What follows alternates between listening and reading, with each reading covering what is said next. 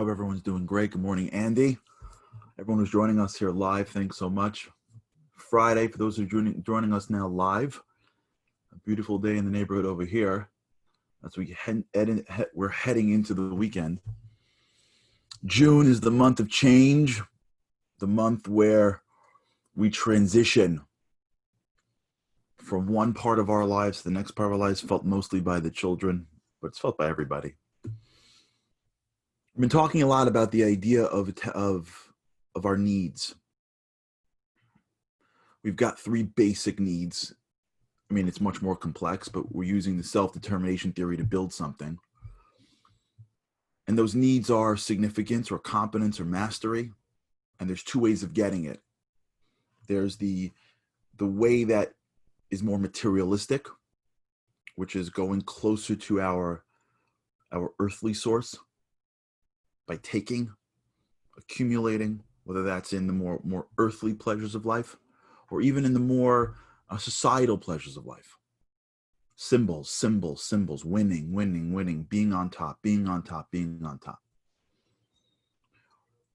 Or there's the other way, which is the spiritual way, which is giving, being of value, even if it's giving to our own bodies. It's being a person who's always looking to turn every single arrow from facing in to facing out. You're sleeping in order to be stronger, to be a bigger giver. You're connecting, you're working, whatever you're doing, there's always the end of it is an arrow that is placed outside you, even if nobody knows, especially if nobody knows. There is nothing greater in God's eyes than a human being that is willing to give in a way that nobody even knows. That means you're getting nothing in return, not even a thank you. I'm not saying that's healthy in every relationship. I'm saying conceptually, that is what we call the highest form of giving.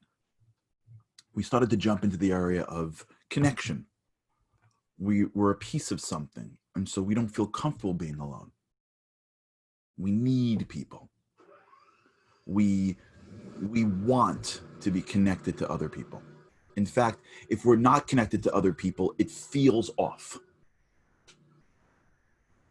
There's a story that a great guy told me. His name is Danny Butler. I don't know if you know Danny Butler. Is a mentor of mine. He's an incredible speaker, incredible presenter, incredible individual. The whole Butler family from Pittsburgh, Pennsylvania. We're big fans. Uri is a good friend of mine from Camp Hask. Danny Butler, when I was in NCSY, and he taught me so much. And he's an incredible speaker. And he told over the story once. I was there. I couldn't believe my ears. It was so powerful. He told over a story about his father, who was in the armed forces. He fought for the U.S. Army during World War II. And he was one of the group. He was part of the team that, I guess, liberated one of the camps. And the camps that they liberated was a kids camp. So can you imagine, they walk into a camp and there are younger children around. I don't know where they had them. I don't know where it was, but wherever they were children and they were liberating them. And they realized right away that there's no food for these kids. They come in, they're all emaciated, they're starving.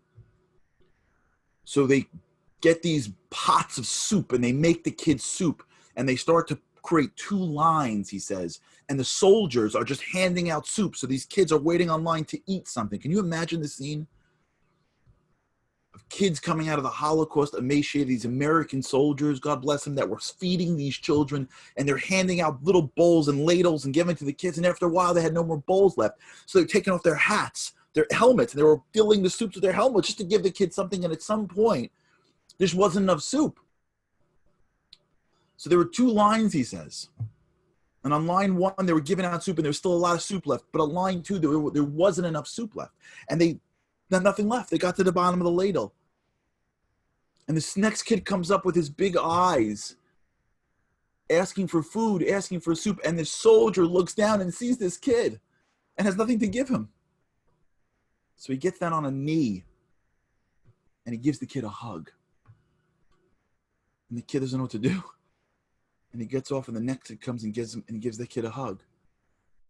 And then the next kid comes, gives him a hug, and all of a sudden the kids on the food line start realizing that they're giving hugs on this line, and the kids from the food line run over and get online to get a hug.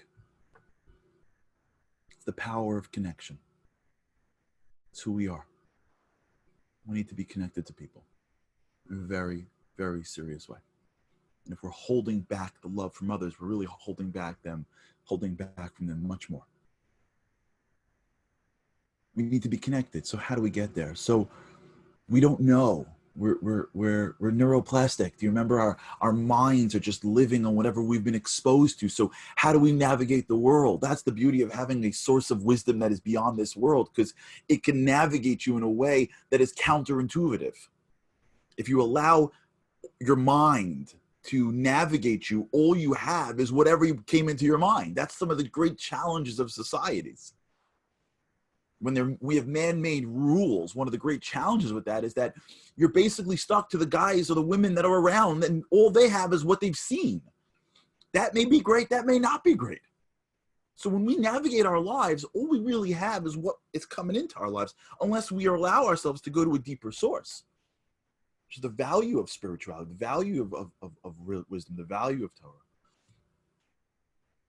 So we go into this world, and we have this inner need, just like the inner need to go from the earth to the sky, right? We have this inner need to be connected. That's what we need to survive, to breathe. So we start this world and we live in our families, and if everything is okay in the family, you feel great. If you have a functional family home, the 3-year-old, the 4-year-old, the 2-year-old, the 6-year-old, they're doing great. They're playing, they got ups, they got downs, they're listening, they're not listening, they get punished and they don't get punished, whatever it is. They go through life, but they're them. They're authentically them. They say what they want to say. They do what they want to do. They cry, they laugh, they're up, they're living life. And then they have to go into the world. And the world isn't the cocoon of a functional family. So they go into the world. They still have the need to connect. And as they get out there and they start to connect, what ends up happening is they start realizing that societies have thresholds of acceptance. Not the same thing as symbols of success. It's nuancical, but it's the other side of the coin. That there's a piece that says, no, forget winning. Forget standing up in the podium. You don't do this. We're not bringing you in. We're going to shut you out. We're going to ignore you. They're sitting on buses, not now because I don't know if they're buses anymore, but there were once buses, and they're alone. There's 100 kids on that bus. They're alone because the kids are ignoring them. They could be saying hello to them. They're ignoring them. And the way it works is that every micro society not only has their symbols, but they have their thresholds of acceptance. If you say this, if you wear this, if you talk like this, then you're one of us. And if you don't, then you're not. Now, that could be 4 friends. That could be a whole classroom. That could be a whole school. That could be a community. You can have a community that says, if you wear these clothes, you're one of us. And if not, you're not.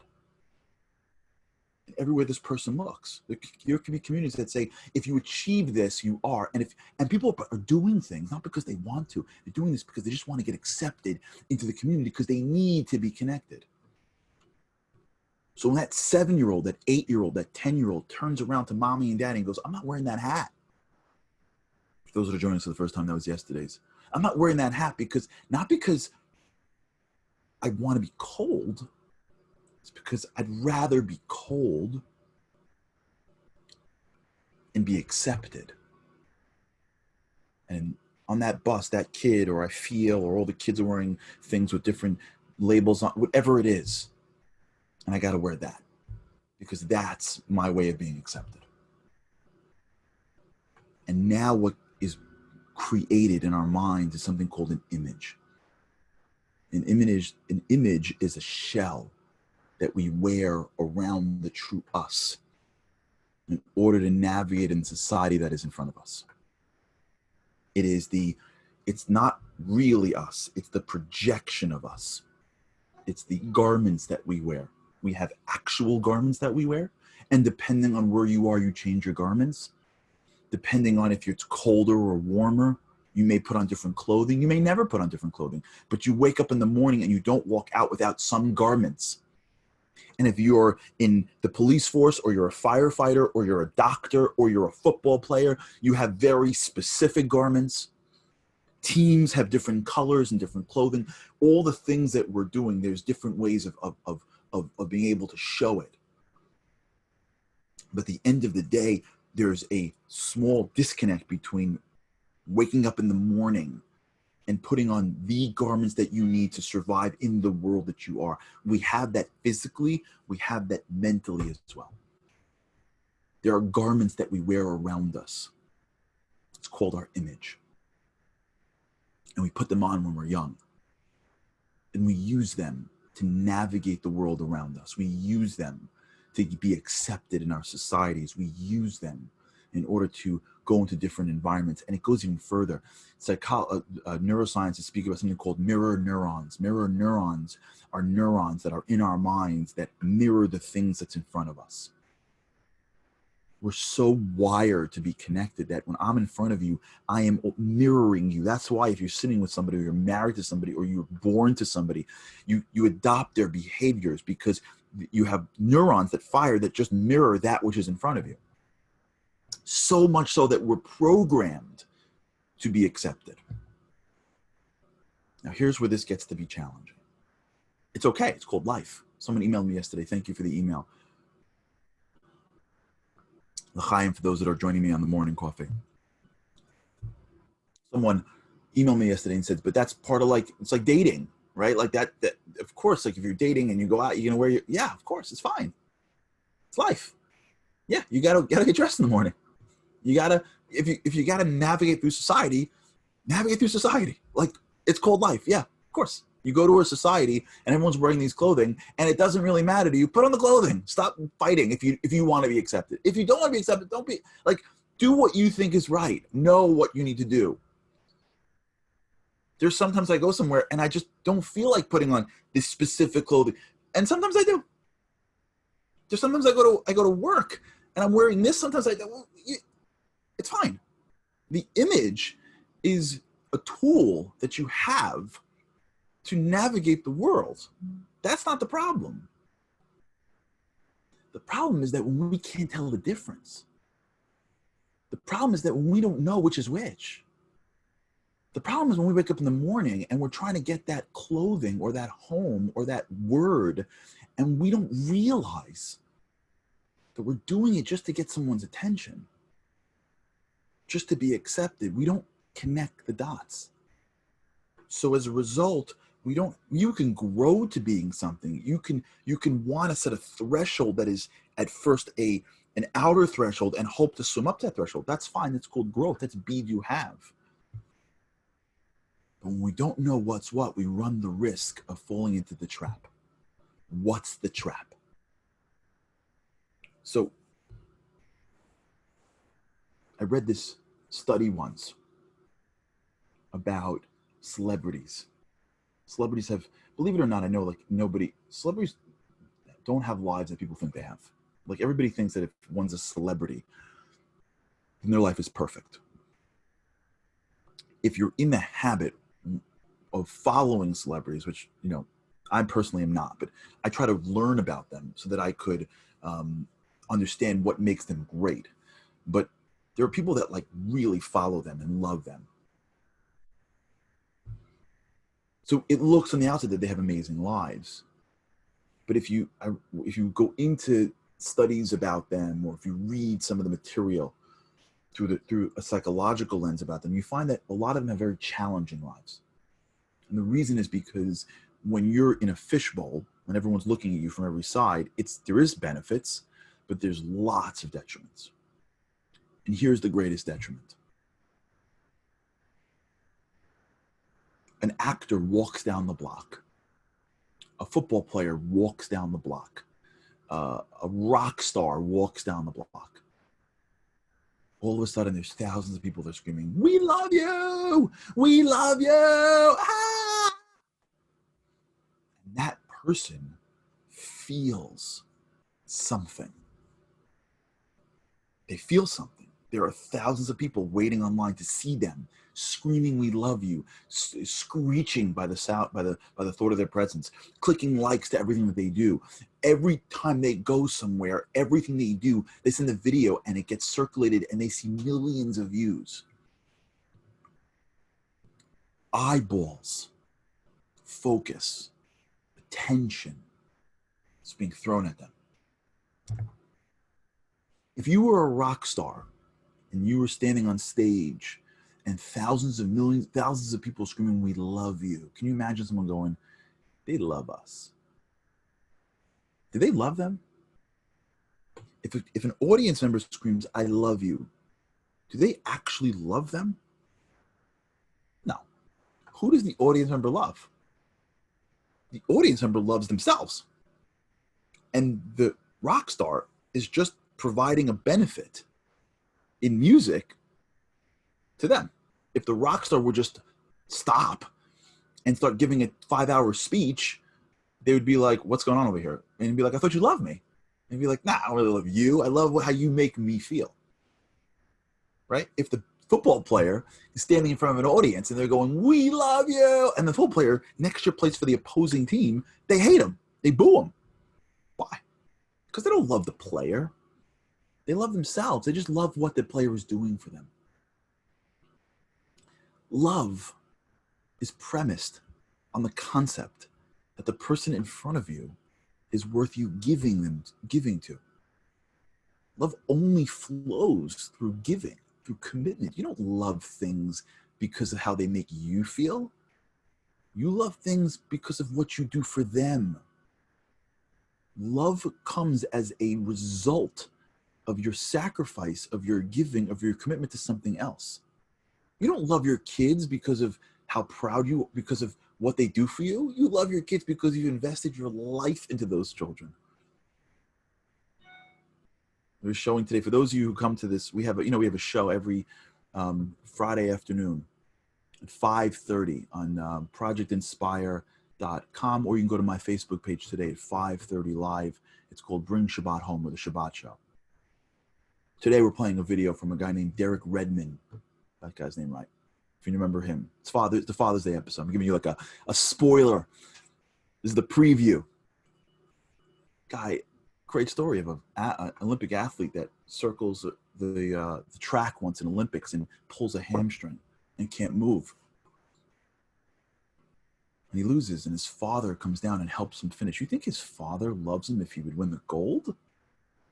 No. His father loves him whether he embarrasses himself or whether he doesn't embarrass himself. He loves him for him.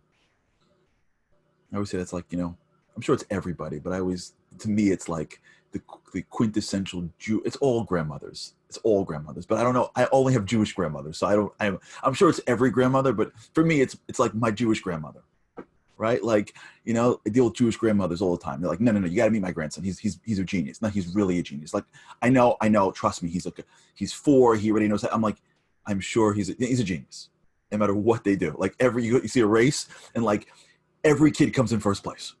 Right. And everyone's like, that was amazing. But for 12 other kids, you were number 1. Right. Like, they don't have eyes to see anything. I know my mother-in-law, my mother-in-law, the exact same way. Right. Like the Jewish grandmothers in my children's life are both the same way. Like they're drunk to the greatness of their children. Why? Because love is giving. Love is what I give to you. Attention is what I take from you. I need to feel love too. I need to also feel like people connect to me. So I have a choice. I feel connection by what I'm giving, or I feel connection by what I'm taking. Giving is love, taking is attention. The misconception of the celebrity is they think they're being loved. They're not being loved. They're being given attention. And when you're being given attention, your brain starts going, remember, this is neuroplastic, this is automatic. Your brain starts going, don't stop doing that, because that's giving you lots of eyeballs, and that feels good. Remember the trap of materialism? Remember that trap?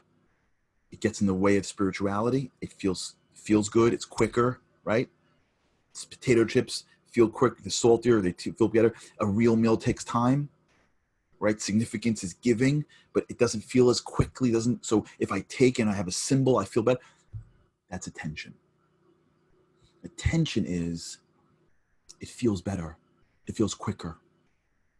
I just need more of it to keep it up. So here's what I do. I got to do things to get attention, because attention feels like something. it doesn't give me the satisfaction of true love, so I don't feel the connection at my core. But it feels like something, and I got to get that. We settle for attention. Now watch how this works as we finish up today, and we'll hopefully pick this up with God's help next week. As soon as we start getting addicted to attention, you know what ends up happening? We lose who we are because we're so busy trying to keep that image up. Because if that image drops for 1 second, I don't have the same level of attention, and I've started to get addicted on attention. Attention is what I can get from you. I walk into a room and the eyeballs turn to me. But why are they turning to me for? I got to keep that up because I got to get eyeballs turned to me. And that feels like something. It's the counterfeit to true connection. All right, we're going to talk about this. We're going to uncover this. This takes time, but there's some things coming our way with God's help. Vulnerability, understanding who we are, being a giver. Okay, everybody, thanks so much for an incredible week. It's an honor to be with you. For those that are tuning in live, that's great to see you. You give me such incredible encouragement. For those that are watching on the platforms, thanks so much. It means the world to me. It really does. Have an incredible weekend. Really enjoy. Shabbat Shalom. Hope to see people who's going to come on that show. And if I don't get to see you until then, with God's help, I cannot wait to see you again next week. With God's help, Sunday morning. See you again. Have an incredible weekend, and thanks again for a great week.